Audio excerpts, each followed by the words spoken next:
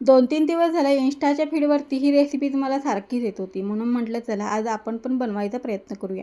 प्रयत्न यासाठी कारण वेगळ्या-वेगळ्या डिश बनवण्यात मी काय एवढी एक्सपर्ट नाही आहे. मला जास्त करून त्या जमतच नाहीत. तर आज अंडा राईस करायचं ठरवलं होतं. त्यासाठी 4 अंडी बॉईल करून घेतली आणि त्यामध्ये माझ्यासाठी 1 बटाटा टाकला होता. 1 म्हणजे 2 बटाटे होते आणि त्याचे 4 भाग करून घेतले होते. इथं मी बटाटे कच्चेच वापरलेले.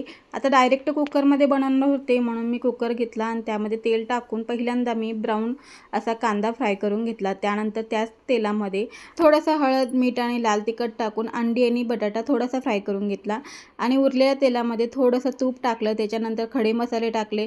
कांदा, टोमॅटो, हिरवी मिरची, आलं लसूणची पेस्ट, परतून घेतलेला थोडासा कांदा होता तो, हे सगळं टाकून पहिल्यांदा परतून घेतलं आणि त्यानंतर टोमॅटो मऊ झाल्यावरती त्याच्यामध्ये थोडं दही टाकलं.